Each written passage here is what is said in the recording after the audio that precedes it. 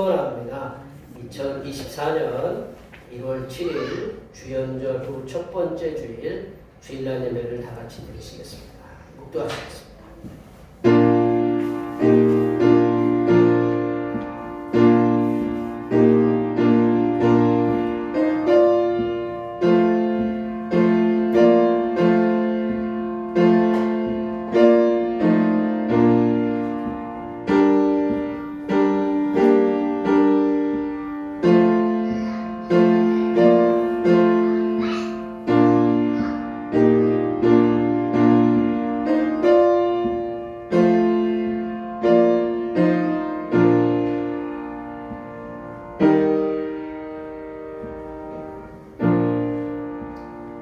할렐루야. 하늘에서 여호와를 찬양하며 높은 데서 그를 찬양할지어다. 그의 모든 천사여 찬양하며 모든 군대여 그를 찬양할지어다.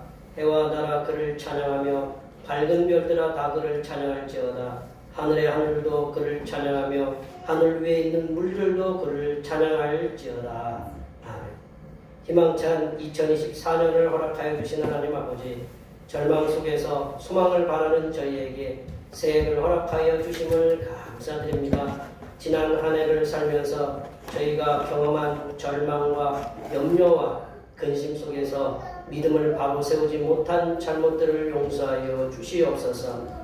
오늘도 말씀으로 임하시는 주님을 만나 우리의 영혼이 풍성해져서 세상에서 살아갈 때에 소금과 빛으로 살아가는 하나님의 자녀들로 서게 하여 주시옵소서.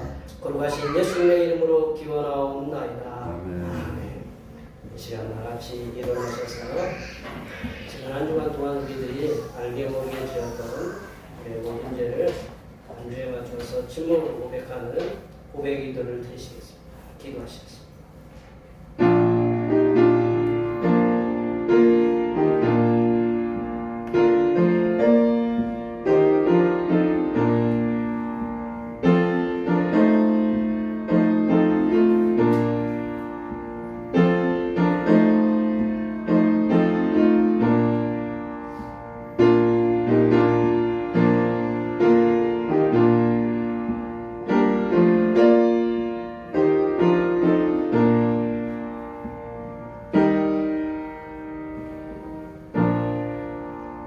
우리 하나님께서는 진심으로 죄를 고백하는 사람들에게 그 죄를 용서하기로 약속하셨습니다. 그런즉 누구든지 그리스도 안에 있으면 새로운 피조물이라. 이전 것은 지나갔으니 보라 새 것이 되었도다. 이 말씀에 의하여 우리의 죄가 용서받았음을 확신합니다. 아멘. 찬송 1장 하시겠습니다.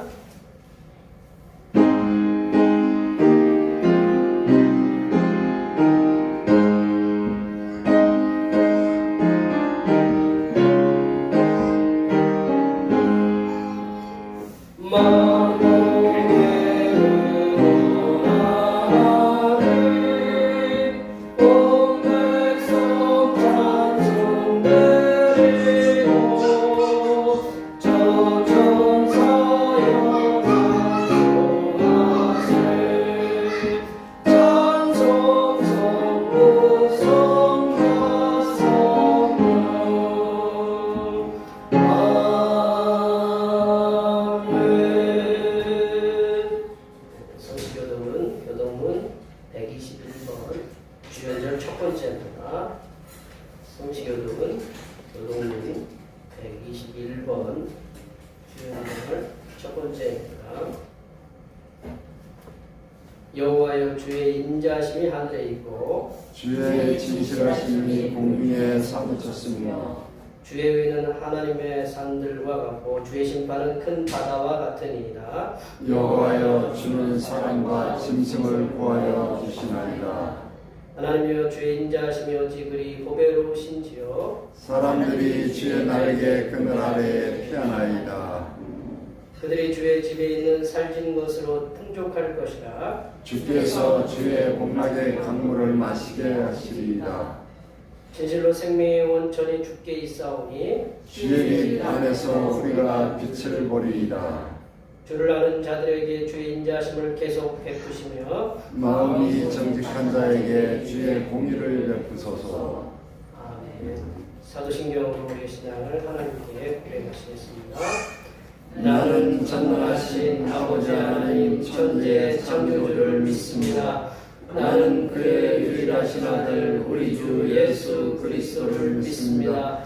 그는 성령으로 잉태되어 동정녀 마리아에게서 나시고 본디오 빌라도에게 고난을 받아 십자가에 못 박혀 죽으시고 장사 일기 사흘 만에 죽은 자 가운데서 다시 살아나셨으며 하늘로 오르시어 전능하신 아버지 하나님 우편에 앉아 계시다가 거기로부터 살아있는 자와 죽은 자를 심판하러 오십니다. 나는 성령을 믿으며 거룩한 공교회와 성도의 교제와 죄를 용서받는 것과 몸의 부활과 영생을 믿습니다. 아멘. 다 같이 앉으셔서 찬송 87장 하시겠습니다. 찬송 87장입니다.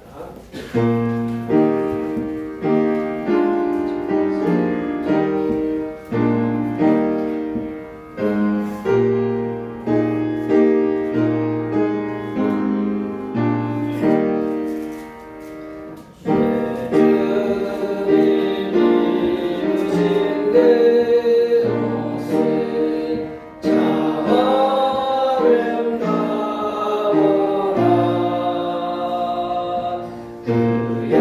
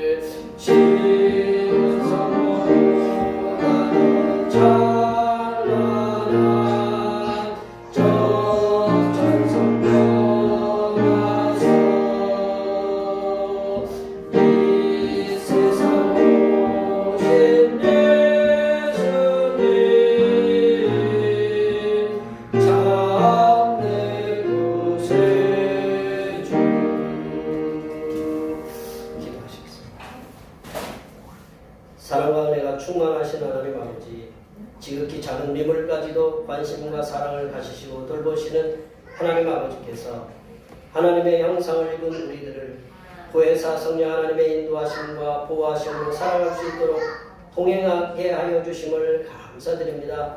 새해에도 하나님의 뜻에 합하여 주님의 사명을 감당할 때에 사람을 의지하거나 세상을 쫓아 죄의 모습들을 쫓아 살아가지 않게 하여 주시옵소서.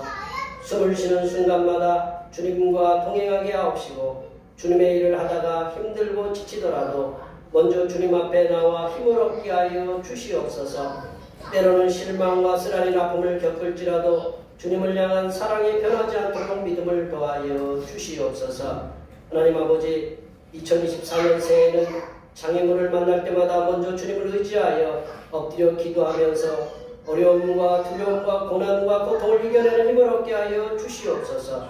새해에는 가정과 학교와 직장과 사업장과 우리의 삶의 곳곳에서 하나님이 보시기에 좋고 사람들에게 칭찬을 받을 만한 행함으로 인해서 주님의 나라를 확장하는 일을 감당하게 하여 주시옵소서. 하나님 아버지, 주님께서 몸소 피를 흘려 세우신 교회에 주님께서 세워주신 종들이 있습니다.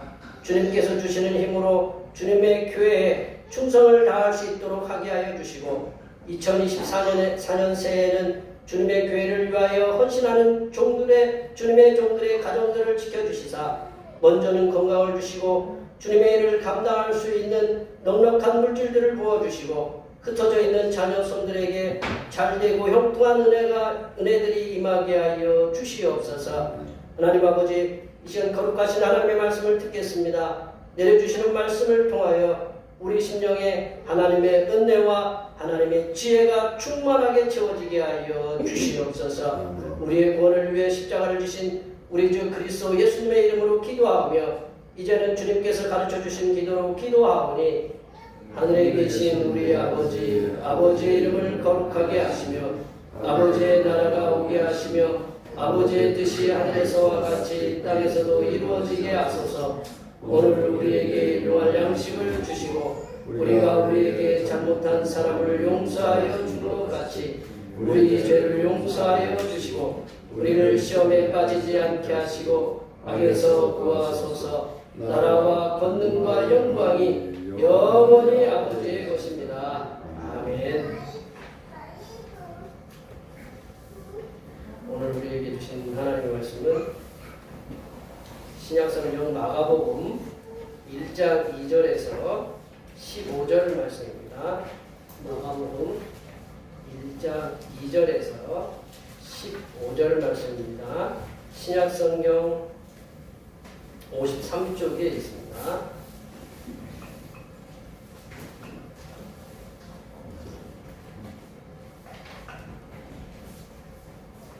신약성경 마가복음 1장 2절에서 15절입니다. 신약성경 53쪽에 있습니다. 한 절씩 2절부터 15절까지 교독하시겠습니다. 선지자 이사야의 글에 보라, 내가 내 사자를 내 앞에 보내노니 그가 내 길을 준비하리라. 광야에 외치는 자의 소리가 있어 이르되 너희는 주의 길을 준비하라. 그의 오실 길을 곱게 하라. 기록된 것과 같이. 세례 요한이 광야에 이르러 죄 사함을 받게 하는 회개의 세례를 전파하니 온 유대 전과 예루살렘 사람이 다 나아가 자기 죄를 자복하고 요단강에서 그에게 세례를 받더라. 요한은 낙타토롯을 입고 허리에 가죽띠를 띠고 메뚜기와 석청을 먹더라. 그가 전파하여 이르되 나보다 능력 많으신 이가 내 뒤에 오시나니 나는 급혀 그의 신발끈을 끌기로 감당하지 못하겠노라. 나는 너희에게 물로 세례를 베풀었거니와 그는 너희에게 성령으로 세례를 베푸시리라. 그때 예수께서 갈릴리 나사렛으로부터 와서 요단강에서 요한에게 세례를 받으시고 곧 물에서 올라오실새 하늘이 갈라짐과 성령의 비둘기같이 자기에게 내려오심을 보시더니 하늘로부터 소리가 나기를 너는 내 사랑하는 아들이라 내가 너를 기뻐하노라 하시니라. 성령이 곧 예수를 광야로 몰아내시니라. 광야에서 40일을 계시면서 사탄에게 시험을 받으시며 늘 짐승과 함께 계시니 천사들이 수종들더라. 요한이 잡힌 후에 예수께서 갈릴리에 오셔서 하나님의 복음을 전파하여 이르시되 때가 찼고 하나님의 나라가 가까이 왔으니 회개하고 복음을 믿으라 하시더라. 아멘. 오늘은 주연절 후 첫 번째 주일입니다. 죄악된 세상에 거룩한 몸을 입으시고 죄인들과 함께 동고동락하시는 예수님께 항상 감사하시기 바랍니다. 성구영신 예배에 감사 예배에 동참해 주셔서 감사드리고 혹시 뭐 선물들 못 받아가신 분들 안 계시죠? 다 받으셨죠? 예, 아유 감사합니다. 중보기도 보시면 하나님의 구속의 은혜로 지역과 세상을 치유하는 교회 되게 해달라고 해서 기도해 주시고 모든 세상의 빛으로 오신 구세주 예수님을 전하게 해달라고 위해서 기도해 주시면 감사하겠습니다. 찬양 예배 때 출애굽기 말씀 함께 나누고요. 주일날 예배 후에 점심 공동 식사가 있습니다. 수고해 주신 우리 권사님과 여러분들께 감사드리고 예결센 공동회의는 10시에 마쳤습니다. 예, 한 가지 순서를 좀 또 갖도록 하려고 하는데요. 우리가 장로님을 추대를 했는데 뭐 공식적인 절차를 갖다 우리가 밟지를 않아서 그래서 공식적인 절차에 제가 추대패를 드려야 될 것 같아서 휴대폰 제작을 했어요. 우리 장로님 나오셔서 우리 한번 제가 읽고 받으셔야 이게 우리 공식적으로 이것 때문에 제가 아까 예배 시간에 좀 헤매기도 하고 그랬는데 나오셔서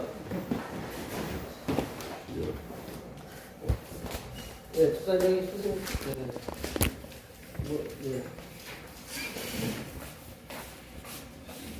장로 추대패 성명 김광우 귀하께서는 대평교회를 출석하신 후부터 지금까지 변함없이 대평교회를 위해 충성과 봉사를 헌신적으로 하셨기에 성도들의 뜻을 모아 귀하를 대평교회 명예장로로 추대합니다. 내가 죽도록 충성하라. 그리하면 내가 생명의 관을 내게 주리라. 계시록 2장 10절 말씀. 2024년 1월 7일 대한민국 주요 장로의 대평교회 담임 목사 김일균 이렇게 만들었습니다. 아셨죠? 자.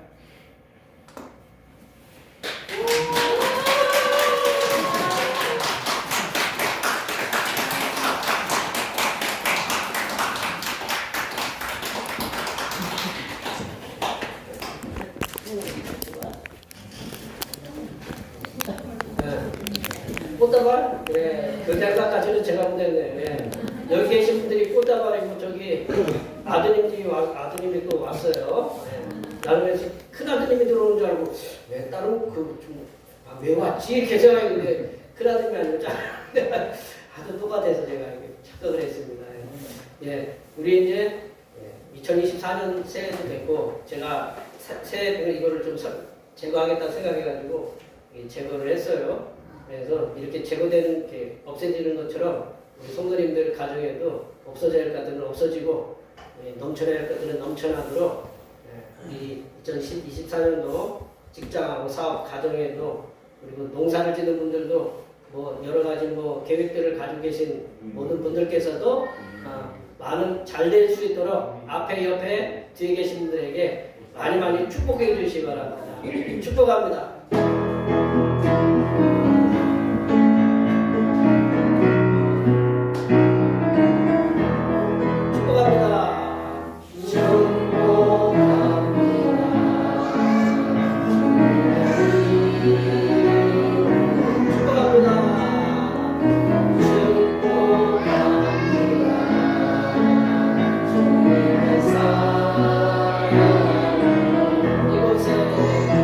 이곳에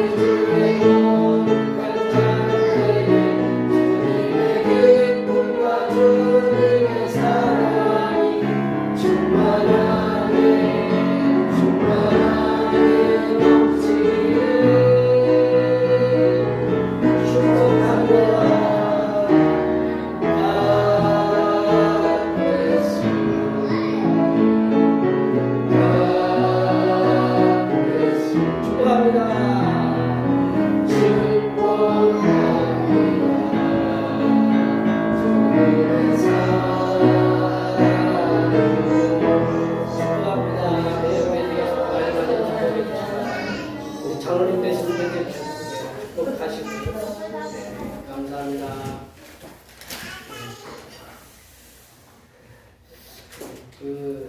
우리 대부분의 사람들은 다 모두가 다 그런 건 아니지만 대부분의 사람들은 자신이 어떤 존재인지를 알기 위해서 예전에는 호적이라는 걸 떼봤어. 호적. 그리고 그러잖아요. 뭐 자식이 심한 일을 하면 호적에서 파버린다 뭐 그런 얘기를 하잖아요. 그죠?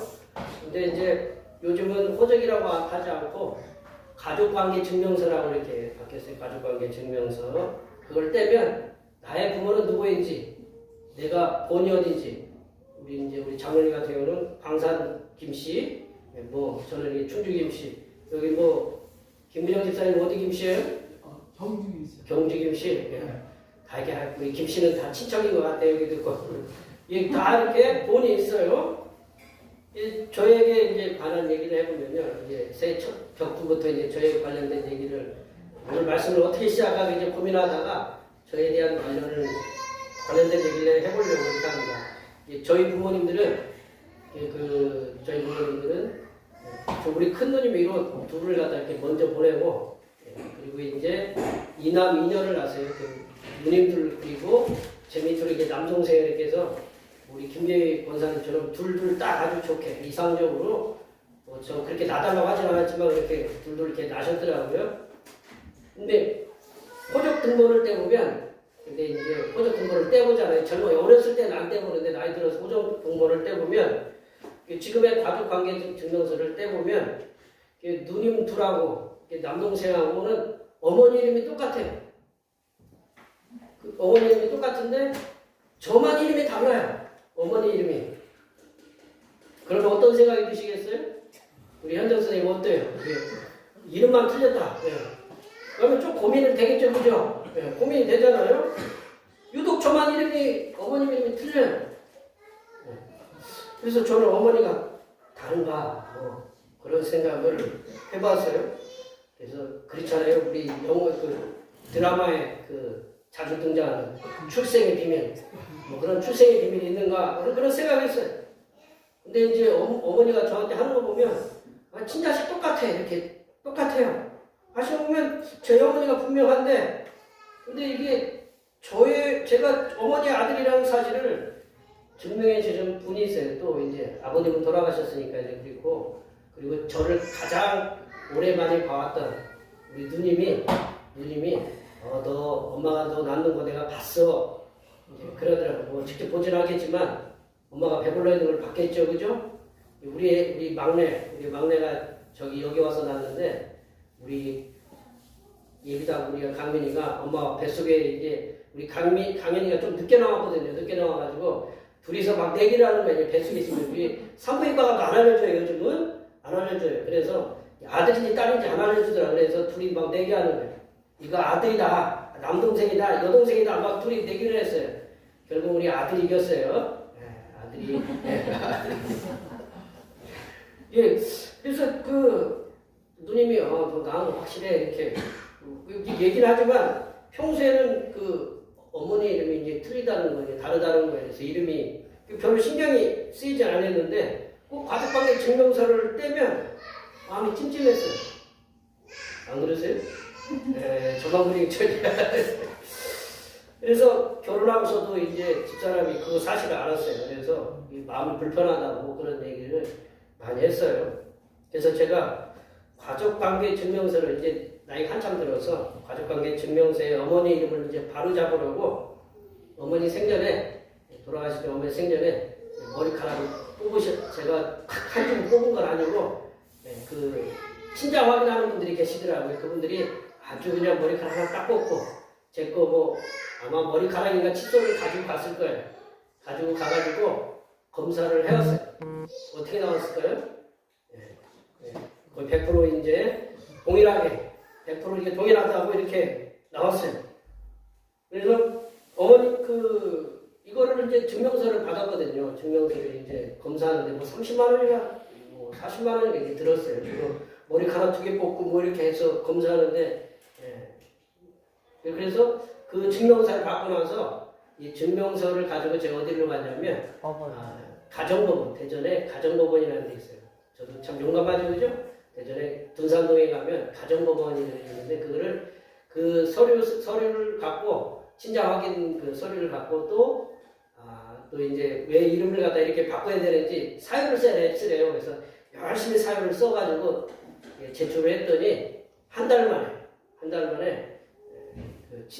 이 호적을 갖다 이름을 바꾸게 호적이라고 가족관계 증명서에 어머니 이름을 바꿀 수 있도록 허가를 해줬어요. 그래서 저희 가족이 이제 사남매가 어머니 이름이 다 똑같아요. 저만 똑같은 바뀌면 되잖아요, 그죠? 예. 그래서 이게 한부모 자식인데도 어머니 이름이 다르다는 것 때문에 가족관계증명서에 따로 올라가 있으니 마음이 불편하고 증명할 방법이 없었는데요. 그런데 유전자 감식이라는 그런 기술을 통해서 친자 확인이 되어서 가족관계증명서를 다르게 정정할 수 있게 되었다. 이처럼 우리의 존재나 관계를 증명할 수 있는 방법들은 세상에 기술이 많이 좋아져서 세상에 존재하는 방법들이 다양한 기술로 우리의 그 관계들을 이렇게 증명할 수 있게 되었다는 거죠. 제가 왜 이 말씀을 길게 하냐면 예수님께서는 이 땅에 육신을 입고 오셨다는 거죠. 이 육신을 입으시고 하나님의 아들로서 오셨다. 어떤 분들은 예수님의 혈액형이 뭐냐 이렇게 물어보셔요. 우리가 이제 어떤 분들은 무슨 형이다 이렇게 얘기하는데 그 육신의 부모로는 아버지 요셉이 있었어요. 그리고 어머니가 마리아였어요. 근데 이 육신의 부모를 넘어서서 예수님 당신께서 하나님의 아들이시라는 그런 사실을 세상에 내어놓을 만한 공식적인 증거는 우리 예수님 탄생하실 때 동방박사들이 왔고 하늘의 천사들이 왔는데 그거는 이제 오래전 일이고 근데 이제 예수님이 공생의 생활을 시작할 때 하나님의 아들이라는 그런 어떤 공식적인 어떤 그 임무를 하는데 그 증명할 그 방법이 없었어요. 그래서 예수님께서는 이제 육신의 부모의 그늘에서 벗어나서 하나님께서 이렇게 맡겨주신 그 사명을 감당하시기 위해서 이제 공생의 생활을 시작하실 때 하나님의 아들이라는 그 사실을 공식적으로 증명할 수 있는 공식적인 권위가 필요했다. 오늘 본문 말씀을 통해서 예수님께서 하나님의 아들이심, 하나님의 아들 되심을 공식적으로 증언하신 분들이 계신다. 오늘 공식적으로 오늘 본문에서 예수 그리스도께서 하나님의 아들이심을 증언하시는 분들이 어떤 분들인지 그리고 우리의 삶은 우리가 예수님이 하나님의 아들이심을 우리가 믿고 어떤 삶을 살아야 되는지 말씀을 함께 나눠보도록 하겠습니다. 첫 번째로 세례자 요한이 예수 그리스도를 하나님의 아들이심을 증거했다. 예수님께서 세례자 요한, 우리 침례교에서는 침례자 요한이라고 하는데 침례자 요한이 예수 그리스도를 하나님의 아들이심을 이렇게 증거했다는 거죠. 우리 7절, 8절 말씀 한번 읽어볼까요? 7절, 8절 말씀입니다. 그가 전파에 이르되 나보다 능력 많으신 이가 내 뒤에 오시나니 나는 굽혀 그의 신발끈을 풀기도 감당하지 못하겠노라. 나는 너희에게 물로 세례를 베풀었거니와 그는 너희에게 성령으로 세례를 베푸시리라. 세례자 요한은 침례자 요한은 금욕주의의 그 대표적인 그 당시에 이제 금욕주의 공동체가 있었는데 SNF파라고요. 성경에는 정확하게 등장하지 않지만 이 세례자 요한은 금욕주의자인 그 공동체인 SNF파의 일원이었다는 거죠. 세례자 요한은 어디서 살았느냐? 광야에서의 그 청빈한 삶을 살았다는 광야. 세례자 요한이 청빈한 삶을 살았다는 것을 직접적으로 보여주는 증거가 세례자 요한의 의식주에서 침례자 요한의 의식주에서 할 수 있다는 거죠. 세례자 요한은 낙타토롯을 입었다. 그리고 갖춰진 옷이 아니라 그냥 낙타로 털로 만든 옷을 입었다라는 거죠. 만약에 제가 낙타토록 옷 입고 여기 어깨 드러내고 이렇게 여기서 설교하면 모양새가 어떨까요? 여러분 상상하기 거시기 하시죠, 그죠? 네. 낙타토록 입고 이렇게 이게 누구랑 비슷하냐면 엘리야랑 비슷해요. 엘리야도 이런 옷을 입었어요. 그리고 음식이 뭐였냐? 메뚜기와 석청이었어요. 석청. 석청은 야생벌꿀이었어요. 야생벌꿀. 그리고 이제 메뚜기는 소금물에 이렇게 소금물에 절여가지고 소금물에 익혀서 숯불에 구운 그걸 메뚜기로 그렇게 먹었는데, 그리고 그런 메뚜기와 야생벌꿀은 누가 먹었느냐? 가난한 유목민, 집이 있어서 정착민들이 아니라 떠돌아다니는 노마드라고 그러네. 그 유목민들이 먹은 거다라는 거죠. 세례자 요한은 가난한 유목민의 양식이었던 그 메뚜기와 석청을 먹으면서 집이 호화로운 헤롯이 살고 있는 그런 호화로운 궁정에서 사는 것이 아니라 광야에서 그냥 천막 하나 짓고 그렇게 그러한 청결한 삶을 살았다라는 거죠. 세례자 요한은 이렇게 청결한 삶을 살면서 하나님께서부터 받은 말씀을 담대하게 전파했다. 세례자 요한이 전파한 하나님의 말씀의 내용은 4절에서 말씀하는 것처럼 죄사함을 받게 하는 회개의 세례, 죄사함을 받게 하는 회개의 세례를 전파하는 그런 삶을 살았다는 거죠. 이러한 삶을 살아가는 세례자 요한은 장차 오실 메시아 그리스도에 대해서도 분명하고 명확하게 이렇게 선포를 하고 있는데요. 세례자 요한 자신은 하나님의 아들로서 오시는 그런 메시아, 그리고 그리스도의 신발끈을 풀기도 감당하지 못할 정도로 이분이 존귀한 분이다, 하나님의 아들이다라고 이렇게 증언하고 있고, 자신은 이게 물로 세례를 이렇게 베풀지만 메시아이신 이 그리스도 예수님께서는 성령으로 세례를 베풀 것이다라고 이렇게 말씀하고 계세요. 성령으로 세례를 주신다라는 거죠. 메시아의 길을 예비했던 이 세례자 요한, 우리 2절에서 보면 그런 길게 설명하잖아요. 예비한다라는 게 누구냐면 세례자 요한이거든요. 세례자 요한은 메시아의 길을 예비했는데 메시아 그리스도이신 예수님을 지극히 높으신 하나님의 아들이심을 이 많은 사람들에게 공식적으로, 그 발언이요 굉장히 공식적으로 힘이 있었어요. 그래서 많은 사람들이 회개하고 많은 사람들이 세례를 받으러, 침례를 받으러 그에게 나왔다는 거예요. 그래서 예수님을 하나님의 아들이라고 공식적으로 전파하는 삶을 살았던 최초의 선지자가 바로 세례자 요한이었다는 거죠. 그럼 우리는 어떻게 살아야 되느냐? 하나님의 자녀된 성도의 삶은 예수 그리스도께서 하나님의 아들이심을 공식적으로 증언하는 삶을 살아가도록 힘써야 된다. 어디 가서 내가 예수님을 믿는 하나님의 자녀다라고 드러내놓고 살아야 된다라는 거예요. 어디 가서 권사, 집사, 장로 이렇게 불려지는데 그거 불려지는 그 삶을 삶대로 살아가야 된다라는 거죠. 우리를 위해서 육신을 입으시고 이 땅에 오셨다는 거죠. 우리를 위해서 육신을 입으시고 이 땅에 오셨다. 회장이요, 대그룹 회장이 말단으로 내려와서 말단의 삶을 사는 것은 쉽지는 않아요. 예수님이 하늘에 있는 그 아들의 권위를 버리고 하나님의 권위를 내려놓고 육신을 입고 이 땅에 오셨다는 것은 이 굉장히 충격이거든요. 문화 충격도 있지만 하나님과 아들 사람이라는 건 충격이 크거든요. 그 충격을 딛고 오셨다라는 거죠. 사도 바울은 우리를 위해서 육신을 입으시고 이 땅에 오셔서 우리를 구원하시기 위해서 십자가에서 당신을 희생하시고 그러한 그 삶을 우리가 전하는 것, 그 복음을 전하는 일에 소홀히 해서는 안 된다는 거예요. 우리가 해야 듣는 말씀이죠. 그럼 우리가 실천해야 된다는 거죠. 사도 바울은 예수님을 증언하기 위해서 자신의 모든 것을 배설물로 여겼다. 우리들은 어떤 분들은 무슨 목사보다는 박사로 이렇게 불리는 걸 이렇게 좋아해요. 저는 그런 것이 없지만 어떤 우리가 내세울 만한 어떤 명예, 어떤 권위, 그 권력, 이 사도 바울은 그런 거를 다 배설물로 버렸다는 거죠. 배설물로 버리고 온갖 고난을 받으면서 우리가 말씀을 살펴봤잖아요. 사도 바울이 얼마나 복음을 전하면서 고난을 당했는지 태형으로 여러 번 맞고 죽을 고비를 수도 없이 넘기고 감옥에도 갇히고 동족한테 배반도 당하고 그렇게 고난을 받으면서도 예수님께서 우리의 구세주라는 사실을 증언하는데 목숨도 아끼지 아니했다. 제가 싫어하는 찬양 중에 하나가 사명인데, 사명이 어떤 찬양인지 아시죠? 끝에 보면 에피는 왜 목숨도 아끼지 않겠어 왜 그 찬양을 갖다가 거기다 이렇게 참 어려운 찬양이거든요. 그러니까 제가 예전 황정민하고 이제 현빈이 주연한 교섭이라는 영화가 있어요. 교섭.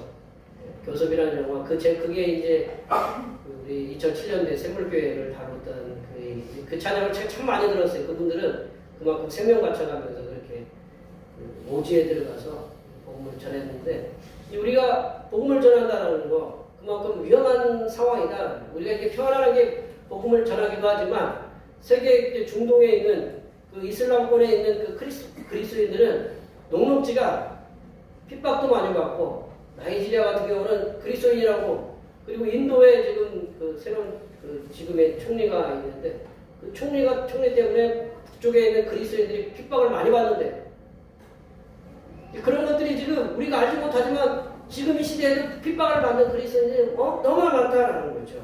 근데 우리도 그리스도인임을 드러내면서 우리가 살도록 힘써야 된다. 어려워요. 그리스도인을 드러내는 거. 뭐도 삼가야 돼요? 말도 삼가야 되죠. 행동도 삼가야 되죠. 우리가 말 한마디 하면 야, 너 교회 다니는데 그러냐? 지들은 뭐 지 맘대로 하면서 우리는 뭐 말 한마디 잘못하면 이게 꼬투리 잡고 그러거든요. 이게 힘들어요. 그럼에도 불구하고 여기에 모여 예배하시는 모든 성도님들께서는 예수님께서 하나님의 아들이심을 하나님의 아들 되심을 공식적으로 증언하시는 일에 힘쓰시기를 간절히 축원합니다. 두 번째로 성부 하나님께서 예수 그리스도께서 하나님의 아들이심을 증명하셨다. 성부 하나님께서 예수 그리스도께서 하나님의 아들이심을 증명하셨다. 11절 말씀이거든요. 11절 말씀입니다. 하늘로부터 소리가 나기를 너는 내 사랑하는 아들이라 내가 너를 기뻐하노라 하시니라. 이 말씀 저는 이렇게 아까 제가 앞서 길게 저에 대해서 얘기했잖아요. 너는 네 엄마의 확실한 아들이다라고 이렇게 증언해 주는 거거든요. 그게 얼마나 큰 힘이 되고 가족 관계 공동체가 확실하게 이루어지는 것을 갖다가 형제끼리도 이제 확실하게 우리는 한 어머니의 자식이다라는 걸 확실하게 이어주는 그런 얘기거든요. 근데 하나님께서 예수님께서 침례를 받고 세례를 받고 올라오실 때 하나님께서 예수님을 보고 성부 하나님께서 예수님 보고 뭐라고 하냐면 너는 내 사랑하는 아들이다라고 이렇게 공식적으로 너는 내 기뻐하노라라고 이렇게 말씀하고 있다라는 거죠. 예수님께서 당신의 이제 공생활, 당신의 공생의 생활을 공적으로 이제 하나님께서 맡겨진 사역을 갖다가 이제 수행하시기 위해서 세례를 받으러 갈릴리 나사렛으로부터 먼 걸음을 했거든요. 그래서 요단강가에서 요한에게 세례를 받으러 오셨어요. 먼 걸음으로. 그리고 죄인처럼 예수님이 세례를 받으셨어요. 그리고 예수님께서 세례를 받으시고 그 침례를 받으시고 난 후에 물에서 올라오시면서 하늘이 갈라졌다. 하늘이 갈라졌다고 해요. 하늘이 갈라진 게 어떻게 갈라졌는지 저희들은 잘 모르겠어요. 구름이 이렇게 닫혔다가 이렇게 열어졌는지 그런 잘 몰라요. 그래 이 마가의 복음의 그 마가는 하늘이 열렸다고 그랬어요. 하늘이 열렸다고 그랬어요. 오픈되었다고 그랬어요. 그리고 하늘로부터 소리가 났다고 그랬어요. 소리가 났는데 예수님 당신만 들은 것이에요. 너는 내 사랑하는 아들이고 내가 기뻐하는 자라고 예수님만 들은 게 아니고 그 주변에 많은 사람들 이 세례자 요한에게 침례자 요한에게 세례를 받으러 침례를 받으러 오는 그런 많은 사람들이 다 들을 수 있도록 예수님이 하나님의 아들이심을 이렇게 분명하고 명확하고 정확하게 이렇게 말씀해 주셨다라는 거죠. 이 목소리의 주인공이 누구냐? 성부 하나님이시다. 성부 하나님께서는 예수님께서 세례를 받고 올라오실 때 직접 많은 사람들이 들을 수 있도록 너는 내 사랑하는 아들이라 내가 너를 기뻐하노라 라고 분명하게 말씀하셨다. 예수님께서 하나님의 아들이시라는 말씀을 공생의 기간에 성부 하나님께서 다시 한번 말씀하셨거든요.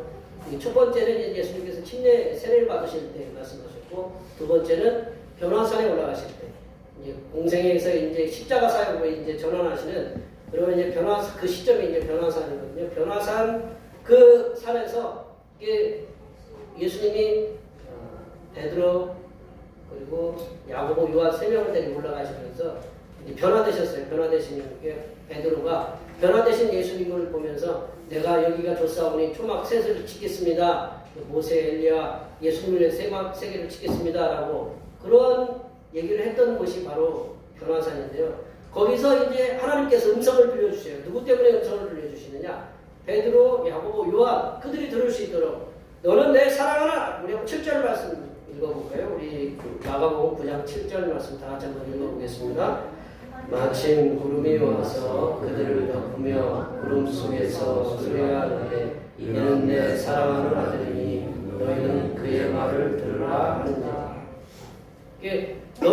그는 내 사랑하는 아들이다. 그리고 너희는 그의 말을 들으라 라고 이렇게 말씀을 선포하고 계신다. 성부 하나님께서는 예수님의 그 공생의 기간 동안 공식적으로 2번씩이나 예수님께서 하나님의 아들 되심을 예수님의 주변이나 제자들이 들을 수 있도록 말씀해 주셨다라는 거죠. 그래서 예수님께서 하나님의 아들이심을 인증해 주셨다. 요즘은 뭐 하나 하려면 인증이 필요해요, 안 필요해요? 공인인증서 뭐 인증이 필요하거든요. 인증 없이는 못해요. 우리 도장인이잖아요, 그죠? 네. 도장 안 찍으면 돼야 안 돼요? 안 되거든요. 근데 사인이 안 들어가면 안 되거든요. 하나님이 이제 사인해 주신 거거든요. 인증을 해 주신 거거든요. 하나님의 자녀된 성도들은 성부 하나님께서 이 땅에 당신의 백성들을 구원하시기 위해서 독생 성자를 이렇게 보내셨는데 이 독생 성자가 하나님의 아들이시라는 그런 사실을 전하는 삶에 힘써야 됩니다. 성부 하나님께서 그의 아들이신 예수님을 이 땅의 죄인들을 구원하시기 위해서 이렇게 보내셨다라는 사실을 요한복음 3장 16절, 우리가 잘 알고 있는 말씀이죠. 요한복음 3장 16절 말씀에서 분명하고도 명확하게 이렇게 선포하고 계시는데 한번 다 같이 한번 읽어볼까요? 하나님이 세상을 이처럼 사랑하사 독생자를 주셨으니 이는 그를 믿는 자마다 멸망하지 않고 영생을 얻게 하려 하시리라. 성부 하나님께서는 당신께서 창조하신 인생들을 이렇게 사랑하셔서 죄인들을 구원하시기 위해서 하나님의 아들이신 예수 그리스도를 이 땅에 보내셨다. 여기에 모여 예배하신 모든 하나님의 자녀들께서도 성부 하나님께서 죄인들을 구원하시기 위해서 이 땅에 하나님의 아들이신 예수님을 보내셨다라는 그 사실을, 그 복음을 전하시는 일에 힘쓰시기를 간절히 축원합니다. 세 번째로 성령 하나님께서, 예수님이 하나님의 아들이심을 증언하신 분이 성령 하나님께서 예수 그리스도께서 하나님의 아들이심을 증명하셨다. 성령 하나님께서 예수 그리스도께서 하나님의 아들이심을 증명하셨다. 우리 10절 말씀 한번 볼까요? 10절 말씀 다 같이 한번 읽어보겠습니다. 온 불에서 올라오실새 하늘이 갈라지니와 성령이 비둘기같이 자기에게 내려오심을 보시니. 성령이 비둘기같이, 성령이 비둘기처럼 온화하게 내려오셨다라는 거.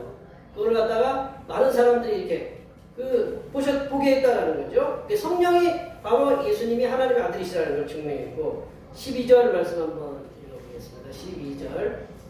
성령이 곧 예수를 광야로 몰아내신지라. 이 성령이 예수님을 광야로 몰아내셨다라는 거죠. 보혜사이신 성령 하나님께서도 예수님께서 하나님의 아들이심을 이렇게 증거하고 있다, 증명하고 있다는.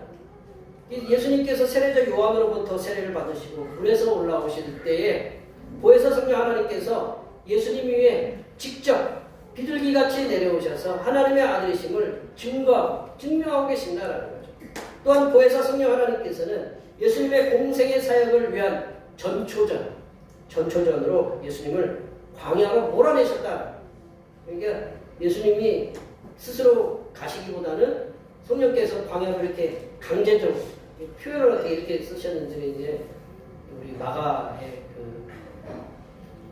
선생한테 가서 여쭤봐야 되겠지만 성령이 예수님을 몰아내셨다. 제가 몰아낸 거 아니에요. 성령이 몰아내셨다고 해요. 성령이 몰아내셨어요. 그래서 광야로 가가지고 좋은 일을 하시킨 게 아니고 40일 금식하게 하셨어요. 우리 딸이 지난달 말에 3일 금식하고 오더니 얼굴이 더 예뻐지긴 예뻐졌는데, CCC에서 뭐 이렇게 3일 금식하는데, 저도 3일 금식을 해봤는데 모든 게 다 먹을 것으로 보여요. 40일을 금식하도록 하셨다라는 거예요. 40일. 40일이라는 숫자가 어느 숫자인지 혹시 기억나세요? 이게 금식하다 보면 40이라는 숫자는 정말로 이게 쉽지 않은 숫자인데, 예수님이 40일을 갖다가 금식하게 하셨다라는 거죠. 40일 후에 배고픔의 고통이 사라지게 돼. 배고픔의 고통이 극치에 이뤘을 때 사탄에게 세 가지 시험을 받아요. 이렇게 돌로 빵을 만들어 봐라.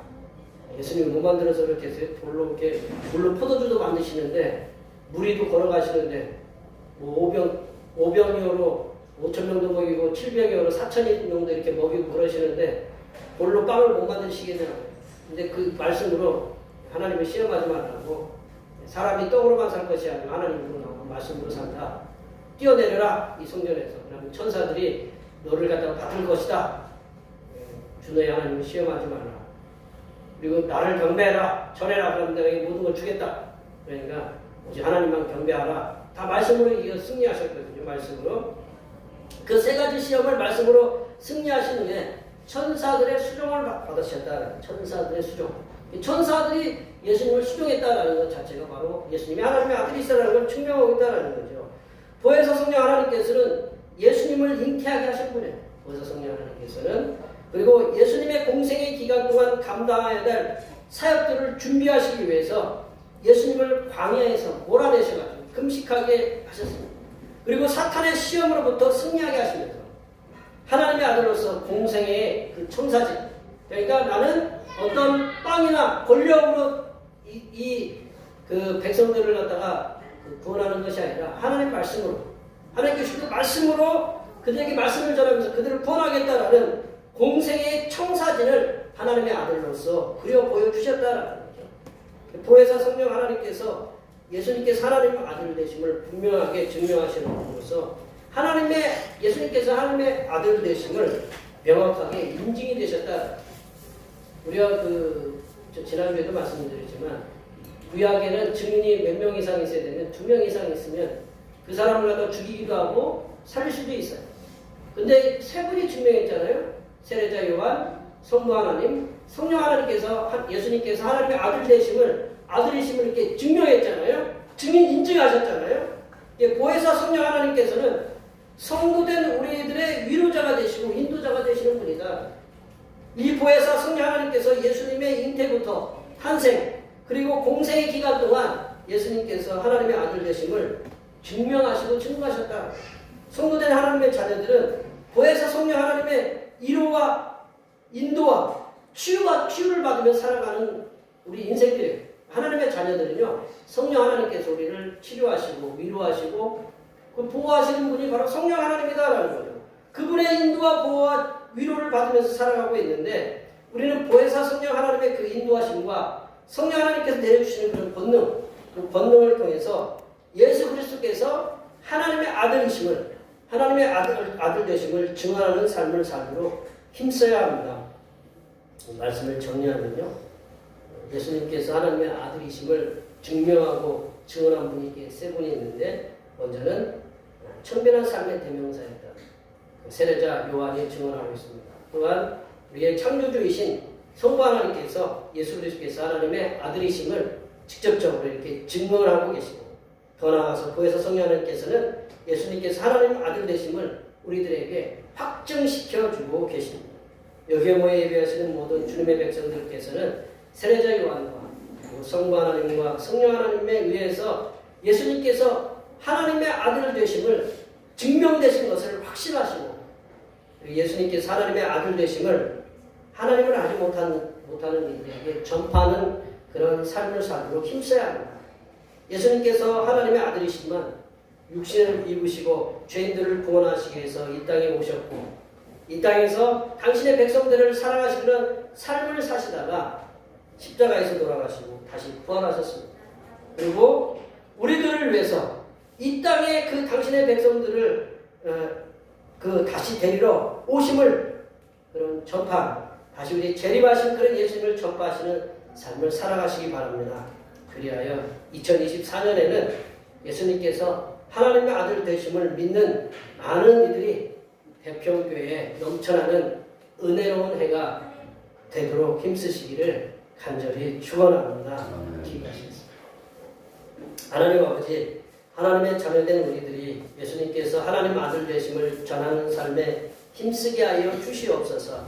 예수님께서 하나님 아들의 권위를 내려놓으시고 이 땅에 오시사 죄인들을 구원하시기 위해서 십자가에 죽으셨다가 다시 사흘 만에 부활하신 이 진리의 복음을 하나님을 알지 못하는 이들에게 전하여 많은 이들이 구원을 받고 하나님의 자녀가 되는 은혜를 누리도록 힘쓰게 하여 주시옵소서. 아멘. 거룩하신 예수님의 이름으로 기도하옵나이다. 아멘.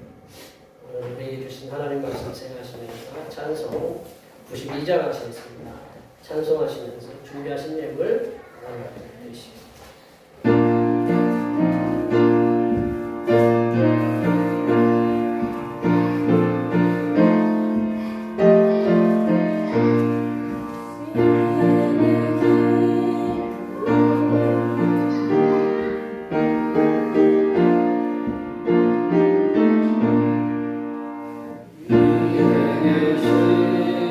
나의 친구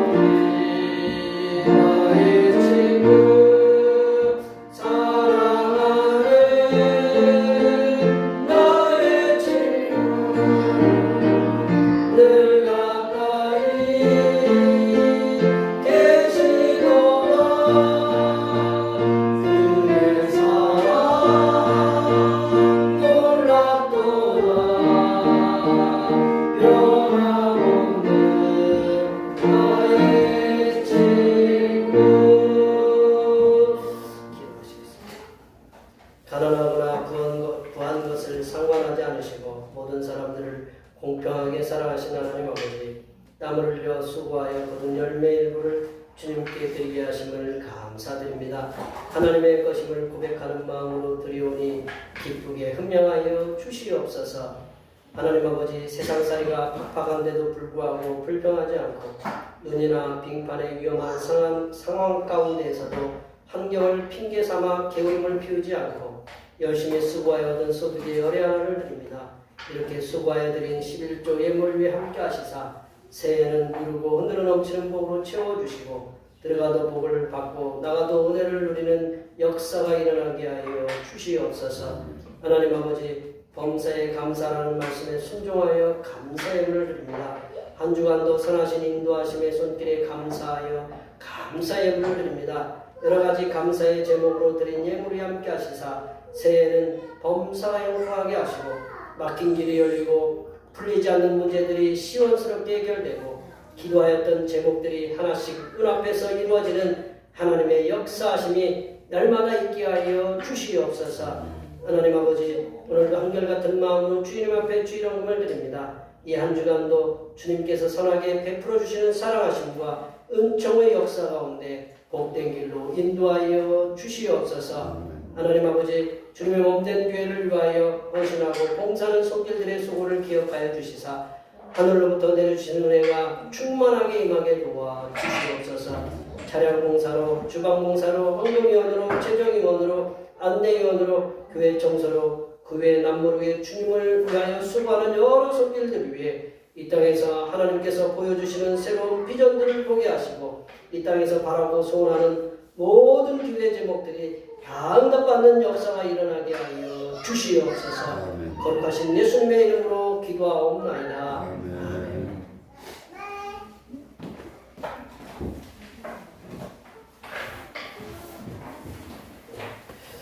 자, 제전하셔서 사명선언문 제청하시겠습니다. 대평교회 사명선언문. 대평교회 사명은 하나님께서 우리와 함께 하시는 절대 믿음과 우리 가족을 사랑으로 구원하여 주심과 교회를 공시켜 주심을 비전 삼아 지역과 나라와 세계의 소금과 빛의 사명을 감당하는 것입니다. 믿음으로 하나님을 기쁘시게. 아멘. 치유하는 교회 구호 제청하시겠습니다. 하나님의 구속의 은혜로 지역과 세상을 치유하는 교회 되자. 결단의 찬송, 선한 능력으로 찬양하시겠습니다.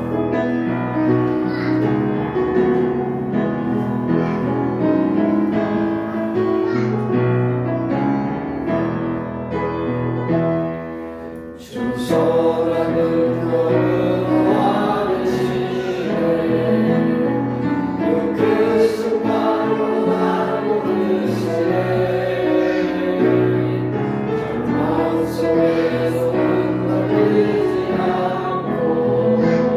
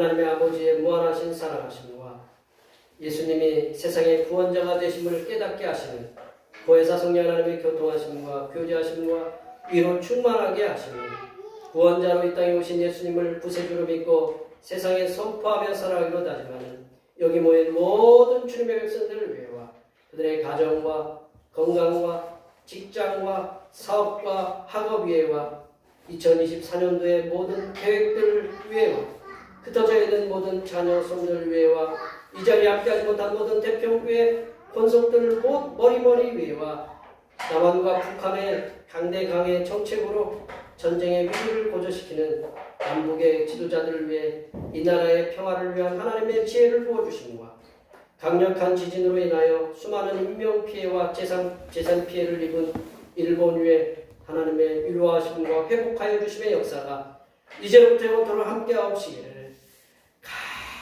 간절히 축원하옵나이다.